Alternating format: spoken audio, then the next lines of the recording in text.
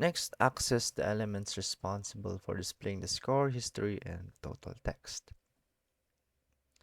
Use the get element by ID to access the element with the ID of total score and assign it to the constant called total score text. So first, excuse me. So first we write the const and then the total score